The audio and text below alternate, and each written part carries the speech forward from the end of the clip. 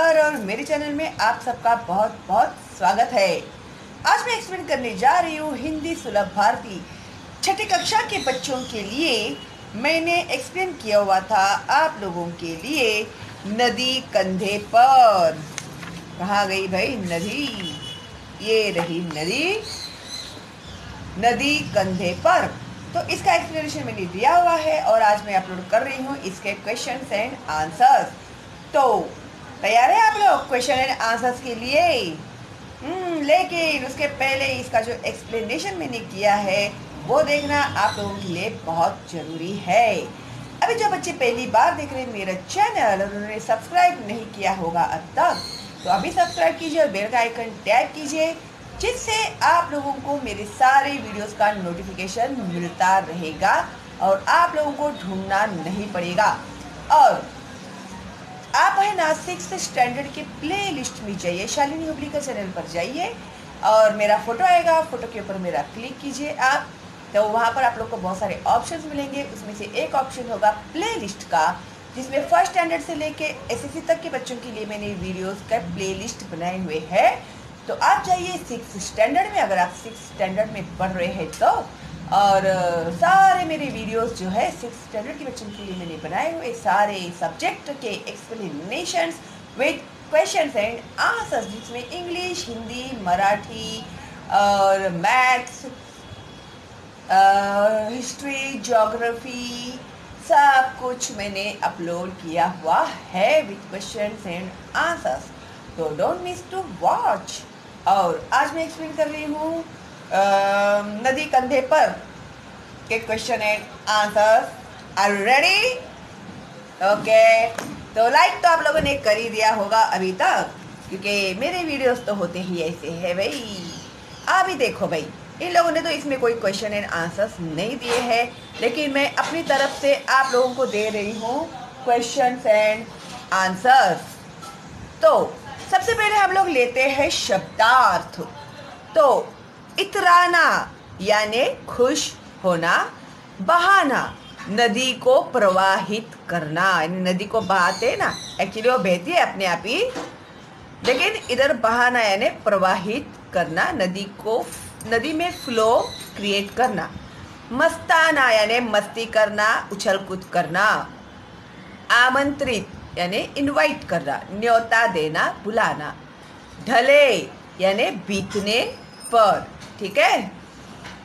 भद्र यानी सज्जन, जो बेचारा इतना सीधा साधा इंसान है जिसे नदी क्या है वो भी नहीं पता है, तो उसे कहते हैं सज्जन। परिचय यानी पहचान, पहचान होता है या पहचान होता है?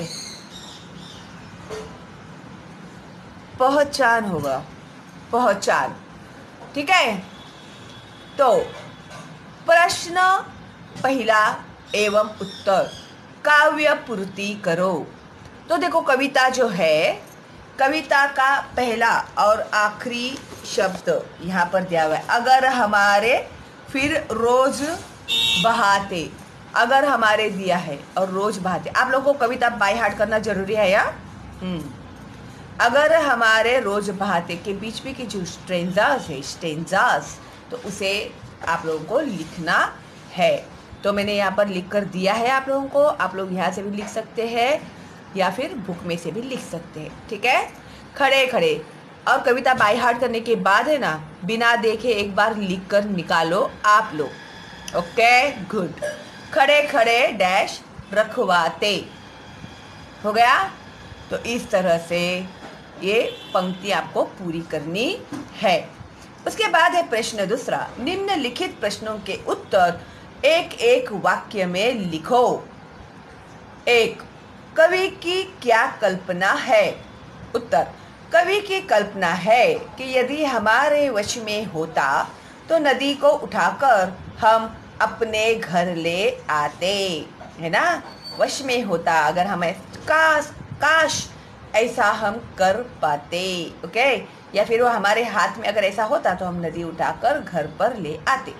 दो, कवि नदी को कहाँ बहाते? कवि नदी को अपने घर के सामने बहाते।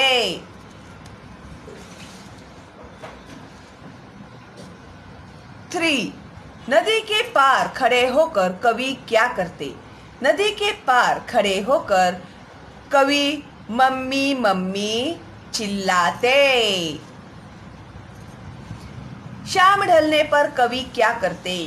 शाम ढलने पर कवि को अपने कंधे शाम ढलने पर कवि नदी को आएगा। इधर मैंने नदी नहीं लिखा है, देखो इधर नदी को अपने कंधे पर रखवाते, जहां से उसे उठाकर लाए थे वहीं ले जाकर रख आते। ठीक है।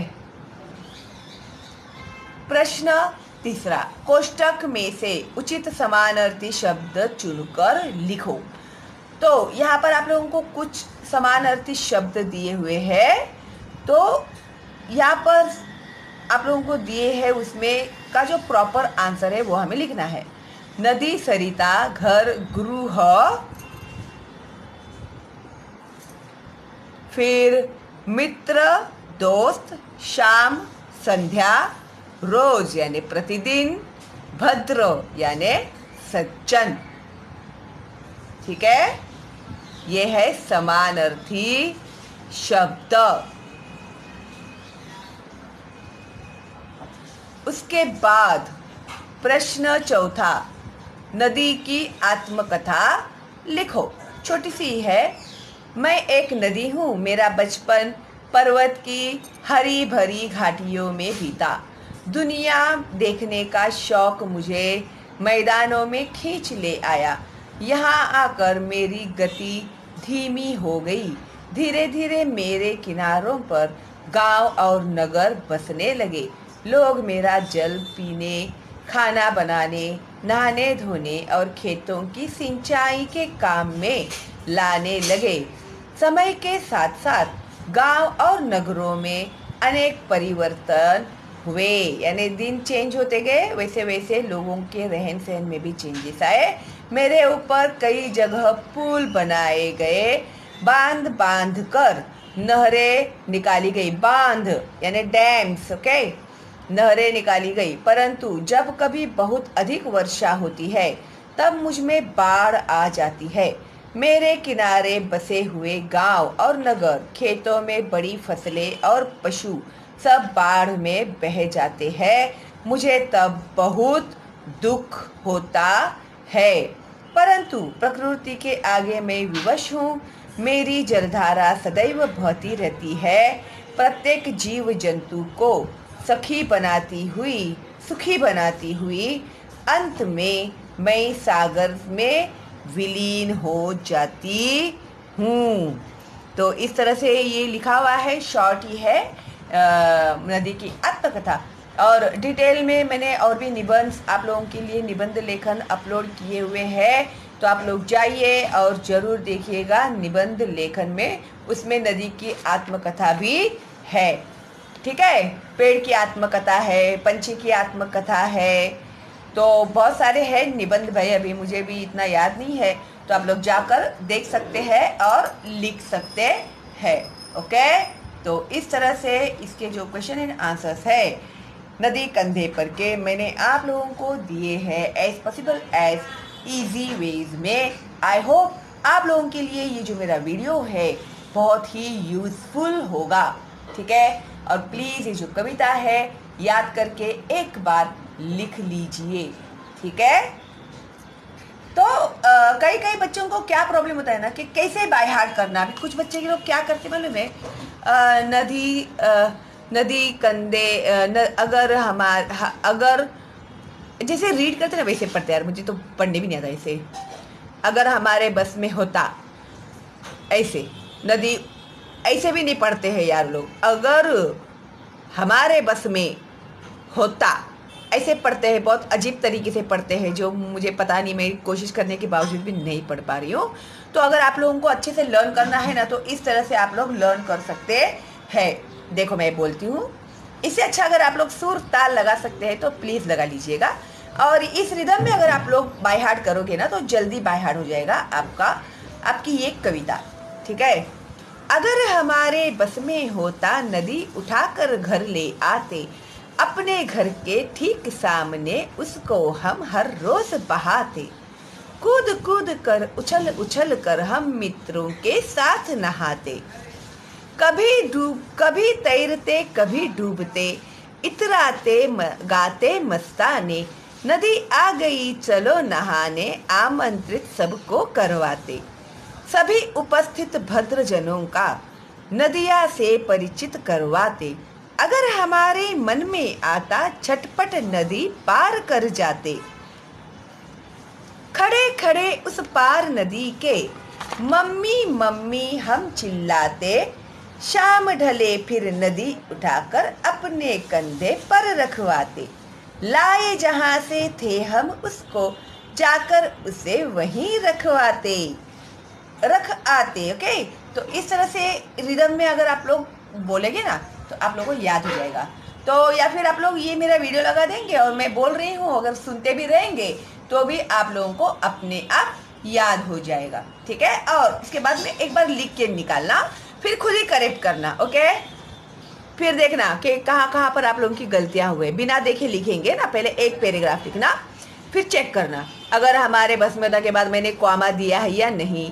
फिर इसके ये फुल स्टॉप है हिंदी का, है ना, तो ये छोटी छोटी बातें हैं ना। फिर ये कूद कूद कर के बीच में डैश आता है, फिर बीच में कॉमा आता है। उछल उछल कर में भी नीचे अंदर डैश आता है।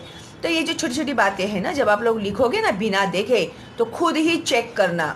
ठीक है, और आपकी गलतियाँ क्या क्या हो रही है ना, तो आप लोगों को ही पता चलेगा। इसे कहते हैं सेल्फ स्टडी। ओके, अभी आप लोग घर पर ही हो तो थोड़ा सेल्फ स्टडी भी करना चाहिए आप लोगों को। अगर आप स्कूल में होते तो टीचर बुक्स ले जाती और चेक करती, लेकिन अभी टीचर बेचारी क्या करेगी, वो भी हेल्पलेस है। तो आप लोग अभी खुद ही सेल्फ स्टडी कीजिए। ठीक है, तो इस तरह से आप लिखने के बाद चेक कीजिएगा विदाउट फेल। ओके, तो चलो फिर अभी आप लोग बैठ जाओ लिखने के लिए, और ऑल द बेस्ट आप लोगों को अगर आपके एग्जाम्स चल रहे हैं तो।